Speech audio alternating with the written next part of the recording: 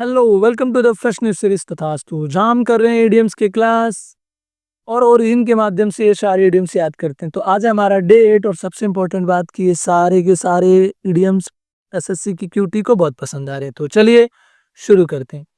तो सबसे पहला इडियम हमारा keep at arms length. Keep at arm length का मतलब होता है कीप अवे मेंटेन डिस्टेंस, यानी किसी चीज को जब हम कहते हैं दूरी बनाए रखो, तो उसकी जगह आज से हम क्या बोले, कीप एट आर्म्स लेंथ, यानी दूरी बनाए रखना। इसका ओरिजिन क्या है? तो जैसा कि कोविड-19 में भी आपने देखा होगा कि हम सभी ने क्या किया था, 6 हाथ की दूरी बनाया था। तो सिमिलरली पुराने ज़माने में भी क्या करते थे लोग, जब भी कोई डेंजर होता था तो उसको दूरी बनाए रखते थे उस चीज़ से। तो यहाँ से इसका ओरिजिन है कीप एट आर्म लेंथ का मतलब दूरी बनाए रखना। इसका एग्जांपल देखते हैं हम। She keeps fake friends at arms length, यानी वो नकली दोस्तों को क्या करती है, दूरी बनाए रखती है, उनसे दूर ही रहती है। दूसरा, India kept colonial powers at arms length after 1947, यानी 1947 के बाद भारत जो वो क्या करता है, कॉलोनियल पावर्स को उससे दूरी बनाए रखता है, उसके पास नहीं जाता है। तो अब हम देखते हैं अपना अगला इडियम। तो अगला इडियम क्या हमारा, leave no stone unturned. Leave no stone unturned का मतलब होता है ट्राई एवरी पॉसिबल वे, यानी एकदम हर कोशिश करना, पूरा जी जान लगा देना। जैसा कि अभी एग्जाम आने वाला है तो आप सभी क्या करेंगे, लीव नो स्टोन अनटर्न्ड, यानी कि आप पूरा का पूरा जी जान लगा देंगे। तो इससे हम क्या कहते हैं, लीव नो स्टोन अनटर्न्ड का मतलब हर कोशिश करना। इसका ओरिजिन क्या है? तो ग्रीक माइथोलॉजी के अंदर एक स्टोरी है जिसके अंदर जो सैनिक और बाकी लोग जो हैं वो क्या करते हैं, ट्रेजर यानी कि बहुत ढेर सारी संपत्तियां ढूंढने के लिए जाते हैं। तो पत्थरों के नीचे बहुत सारी चीजें मिलती थी, तो वहां से ये ओरिजिन हुआ कि जब भी कोई जाएगा ढूंढने के लिए, वो सारा का सारा हर एक पत्थर को उठा के देखेगा कि किसके पीछे क्या है, किसके पीछे क्या है, एक भी नहीं छोड़ेगा। तो इसका मतलब क्या कर रहा है, वो पूरा कोशिश कर रहा है कि उसे वो चीज मिल जाए। तो यहाँ से इसका ओरिजिन है लीव नो स्टोन अनटर्न का मतलब हर कोशिश करना है। इसका एग्जांपल देखेंगे हम। He left no stone unturn to crack UPSC, यानी यूपीएससी को क्रैक करने के लिए उसने क्या किया, पूरा का पूरा जी जान लगा दिया, हर कोशिश कर लिया। दूसरा, archaeologist leave no stone unturned in exhibitions, यानी आर्कियोलॉजिस्ट जो है वो क्या करते हैं, पूरी की पूरी कोशिश करते हैं खुदाई में उसके बारे में जानने के लिए, तो एक भी स्टोन छोड़ते नहीं है। कहने का मतलब पूरी की पूरी कोशिश करते हैं। अब ये नहीं कि वहाँ पत्थर उजाड़ने लगते हैं। तो अब हम देखते हैं अपना अगला आइडियम। तो अगला आइडियम क्या हमारा, land me your year. Land me your year का मतलब होता है लिसन केयरफुली, यानी ध्यान से सुनना, कान लगा के सुनना, जैसा आप लोग मेरी बात सुन रहे हैं। तो इसके लिए क्या आइडियम है, लैंड मी योर ईयर। इसका ओरिजिन देखते हैं हम। Shakespeare's Julius Caesar friends Romans countryman land me your ears, यानी जूलियस सीजर जो था वो क्या करता था, उसका एक डायलॉग है, वो क्या कहता है, दोस्तों रोमन्स और countryman, land me your ears का मतलब अपने कान को इधर ध्यान पे लगा। और इसको आप ऐसे याद भी रखते हैं, लैंड का मतलब क्या होता है, उधारी देना। तो आप अपना कान उधारी दे रहे हैं, इसका मतलब क्या, उसकी तरफ कान कर रखे हैं, यानी सुन रहे हैं। तो लैंड मी योर ईयर का मतलब ध्यान से सुनना। इसका एग्जांपल देखते हैं हम। Leaders ask people to lend me ears to speeches, यानी नेता लोग जो है वो क्या करते हैं, स्पीचेस के अंदर लोगों से केयरफुली सुनने के लिए कहते हैं, जैसा कि अभी मोदी जी कह रहे थे। इसका दूसरा example, I need you to lend me your ear for next 15 minutes, तो मैं आप सभी को कह रहा हूँ कि अगले 15 मिनट एकदम ध्यान से सुनना जो मैं बता रहा हूँ। ये इसका मतलब भी है और ये मैं बोल भी रहा हूँ। तो अब हम देखते हैं अपना अगला इडियम। तो अगला इडियम क्या हमारा, let's sleeping dogs lie. Let's sleeping dogs lie का मतलब होता है कि सोए हुए कुत्ते को ना जगाओ, यानी जो समस्या है, जो बीती हुई समस्या है, उसको ना दोबारा से रिस्टार्ट करो। इसका मतलब क्या, डोंट रीस्टार्ट ओल्ड ट्रबल, यानी पुरानी बातें मत छेड़ो, बार बार पुरानी बातें पास्ट को ला करके क्यों लड़ाई झगड़ा कर रहे हो।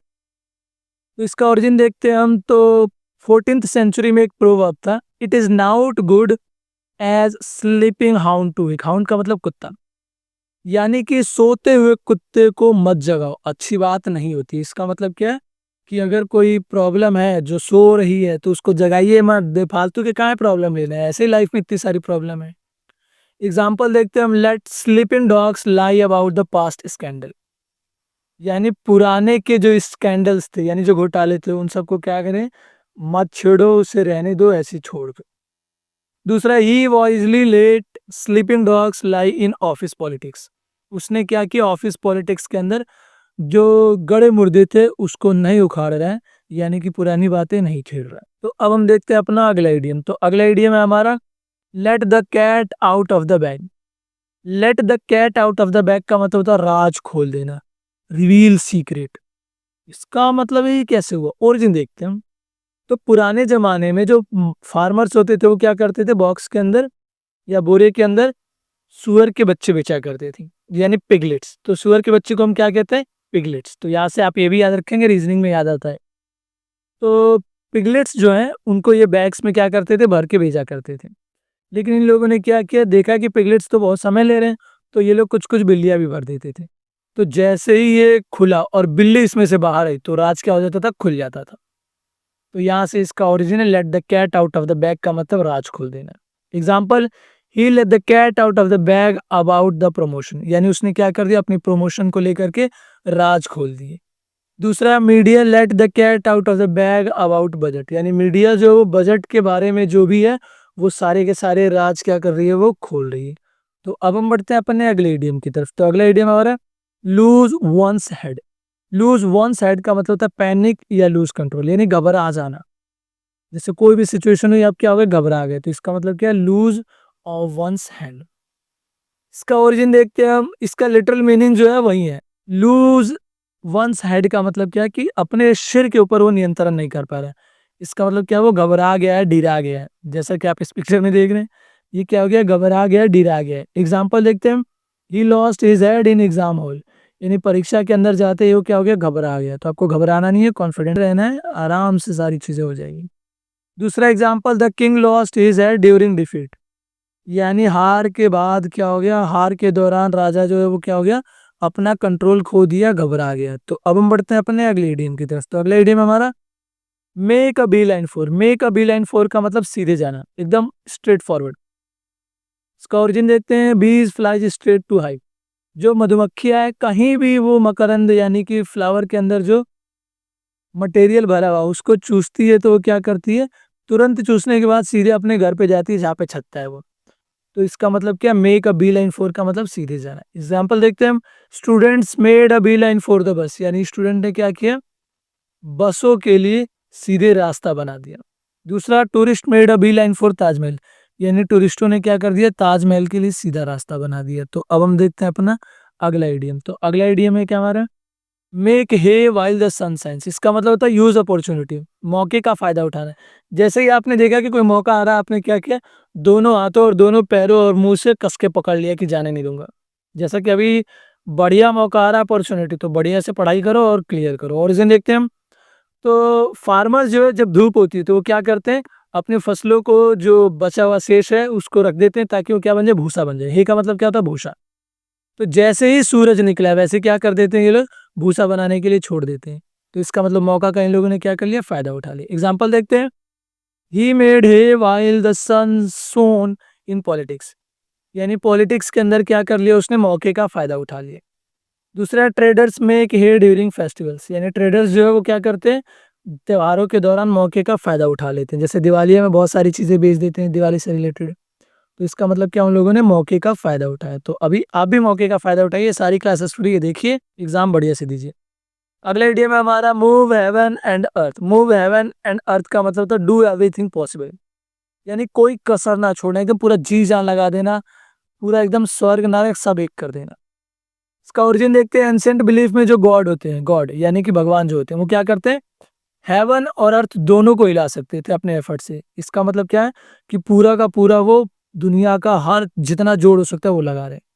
तो यहाँ से इसका origin move heaven and earth का मतलब कोई कसर ना छोड़ना। Example, she moved heaven and earth to save her child, यानी उसने क्या कर दिया, अपने बच्चे को बचाने के लिए कोई भी कसर नहीं छोड़ा।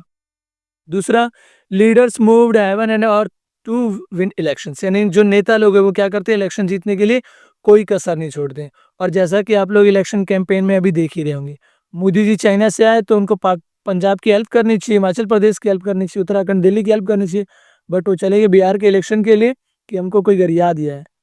तो क्या ही कहा जाए, तो लीडर्स जो है वो क्या करते हैं, इलेक्शन जीतने के लिए पूरा जी जान लगा देते हैं। अभी बिहार में इलेक्शन है तो वहां जा रहे हैं, वरना वहां भी वहीं आए लोग हैं। तो अब हम देखते हैं अपना अगला आइडियम। तो अगला आइडियम है क्या, no love lost between. No love lost between का मतलब था म्यूचुअल डिसलाइक, यानी एक दूसरे को ना पसंद करना। लेकिन दोनों को एकदम सिंसियरली दोनों को पता है कि हाँ वो मुझे पसंद नहीं करता, वो मुझे पसंद नहीं। इसका मतलब क्या, म्यूचुअली डिसलाइक कर रहे हो। तो इसको हम कहते हैं नो लव लस्ट बिटवीन। इसका ओरिजिन क्या है? तो जैसे लव और हेट्रेड होता है, तो अगर लव जो खो जाता है फिर भी वहां क्या बचा रहता है? नापसंदी बचा रहता है, यानी हीट बचा रहता है। तो ये क्या कह रहे हैं, no love lost between. No love lost between का मतलब लव नहीं है लेकिन लव खोया भी नहीं है। इसका मतलब एक दूसरे को जानकारी से नापसंद कर रहे हैं, नफरत कर रहे हैं। एग्जाम्पल देखते हैं, there is no love lost between the rivals. यानी दो जो लोग होते हैं, जो राइवल्स होते हैं, एक दूसरे के प्रतिरोधी होते हैं, वो क्या करते हैं? एक दूसरे को नापसंद करते हैं। History shows no love lost between Napoleon and Britain. तो इतिहास ने दिखाया है कि नेपोलियन और ब्रिटेन दोनों एक दूसरे को क्या करते थे? नफरत करते थे। तो अब हम देखते हैं अपना अगला इडियम। तो अगला इडियम क्या हमारा? On the ball. On the ball का मतलब एकदम सावधान, अलर्ट और क्विक। इसका ओरिजिन क्या है? तो जैसा बेसबॉल और फुटबॉल जो होता है, जो कीपर रहता है या जो गोलची रहता है, जो भी है, वो क्या करता था? एकदम बॉल के ऊपर निगाहें गड़ाए रखता है, तो एकदम सतर्क है, अलर्ट है। तो ऑन द बॉल का मतलब अलर्ट या क्विक। एग्जाम्पल देखते हैं, good leaders are always on the ball. यानी जो अच्छे नेता होते हैं वो क्या करते हैं? हमेशा ही सतर्क रहते हैं। दूसरा, he was on the ball during viva. यानी वो क्या था? वाइवा के दौरान बिल्कुल ही सतर्क था, सावधान था, अलर्ट था। तो अब हम देखते हैं अपना अगला इडियम। तो अगला क्या? Over my dead body. Over my dead body का मतलब होता है स्ट्रॉन्ग रिफ्यूजल। यानी कि कोई चीज मना कर देना। जैसा कि मान लीजिए आपने किसी से कहा कुछ और उसने कहा कि अगर तुझे ये बात मनवानी है मेरे से तो तुझे मेरे लाश के ऊपर से जाना पड़ेगा। इसका मतलब क्या? वो बहुत ही घनघोर विरोध कर रहा है। इसका ओरिजिन देखते हैं हम, फ्रॉम बैटल्स। यानी जो युद्ध में होता है, कोई भी विरोधी सैनिक तभी एंटर करता है जब वो क्या करे? सारे के सारे सैनिक मर जाते हैं और उनकी लाश के ऊपर से जाते हैं। तो ओवर माई डेड बॉडी का मतलब क्या होता है? मेरी लाश के ऊपर से जाना, यानी बहुत ही तगड़े तरीके से विरोध करना। एग्जाम्पल देखते हैं, he will buy Ferrari over my dead body. यानी वो क्या करेगा? अगर फरारी खरीदेगा तो मेरी डेड बॉडी के ऊपर से, यानी कि मेरी लाश के ऊपर से गुजर के जाना पड़ेगा उसे। दूसरा, parliament will pass this law over oppositions dead body. यानी पार्लियामेंट जो है वो इस कानून को पास करवा लेगी अपोजिशन की लाश के ऊपर से, यानी उनके रिफ्यूजल के बावजूद पास करवा लेगी। तो अब हम देखते हैं अपना अगला इडियम। तो अगला इडियम क्या है? प्ले इट बाय ईयर का मतलब होता है हैंडल सिचुएशन विदाउट प्लान। इसका मतलब होता है जैसा मौका वैसा काम। जैसे कोई मौका दे रहा है वैसा ही क्या कर लेना चाहिए? काम कर लेना चाहिए, वैसे ही प्लान कर लेना चाहिए, उसी प्लान के अनुसार सिचुएशन हैंडल कर लेना चाहिए। इसका ओरिजिन देखते हैं हम, musicians improvise without sheet music. यानी अगर इन म्यूजिशियन से कुछ गड़बड़ हो जाए तो वो तुरंत के तुरंत क्या कर देते हैं? अपने सिचुएशन को ढाल देते हैं ताकि किसी को पता ना चले। इसका एग्जांपल देखते हैं हम, we had no plan so we played it by ear. यानी हमारे पास कोई प्लान नहीं था तो हमने क्या किया? जैसा सिचुएशन आएगा वैसे ही हम काम करेंगे, कोई प्लान बना के अभी नहीं बैठेंगे। Politicians often play it by year in debates. यानी पॉलिटिशियन जो वो डिबेट के अंदर क्या करते हैं? हैंडल सिचुएशन विदाउट प्लान करते हैं। यानी कि अगर किसी ने क्वेश्चन पूछा तो वो तुरंत ही उनको क्या करना पड़ता है? जवाब देना पड़ता है। तो प्ले इट बाय ईयर का मतलब हैंडल सिचुएशन विदाउट प्लान, यानी बिना प्लान के ही सिचुएशन को हैंडल कर लें। तो अब हम देखते हैं अपना अगला इडियम। तो अगला इडियम है पोर कोल्ड वाटर। पोर का मतलब होता है गिराना, कोल्ड वाटर का मतलब ठंडा पानी। इसका ओरिजिन क्या है? पहले इसका मतलब देखते हैं, डिस्करेज आइडिया, यानी उत्साह कम करना। उसके लिए क्या आइडिया में? पोर कोल्ड वाटर। जैसा कि आप लोगों ने कुछ शुरू किया और मैंने बोला क्या है तुमसे नहीं हुआ, तो इसका मतलब क्या? वो पोर कोल्ड वाटर कर दिया मैंने। ओरिजिन देखते हैं हम, तो कोल्ड वाटर जो होता है वो क्या करता है? आग को बुझा देते हैं। तो उसी तरीके से जो हमारे अंदर उत्साह है, आग है, वो क्या करता है? वो हम उसको बुझा देता है।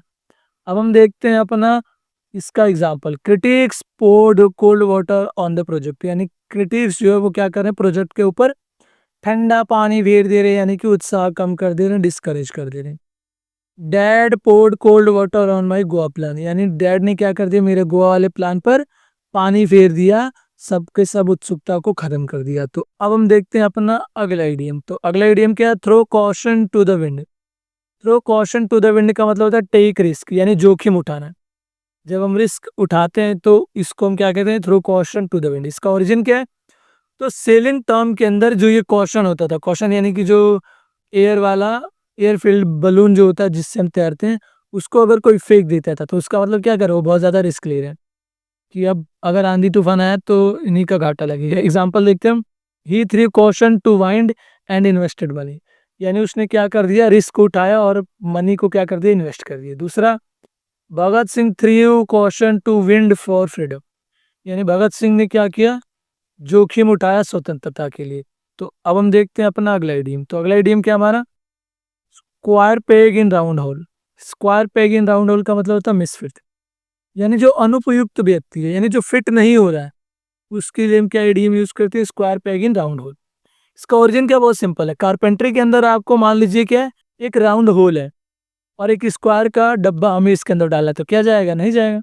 तो ये क्या है, बिल्कुल अनुपयुक्त मिसफिट है। तो square peg in round whole का मतलब मिसफिट। इसका एग्जांपल देखते हैं, he was a square peg in round whole in IT job, यानी आईटी जॉब के अंदर वो क्या था, बिल्कुल अनुपयुक्त व्यक्ति था, यानी जो फिट नहीं हो रहा था। दूसरा, history shows some kings were square pegs in round holes, यानी हिस्ट्री दर्शाती है कि कुछ राजा जो थे वो क्या थे, अनुपयुक्त व्यक्ति थे, जो राजा बनने के भी लायक नहीं थे। तो अब हम देखते हैं अपना अगला इडियम। तो अगला इडियम है the elephant in the room. The elephant in the room का मतलब था ऑब्वियस प्रॉब्लम इग्नोर्ड, यानी जो सबको दिख रहा है उस प्रॉब्लम को कोई नहीं बोल रहा है।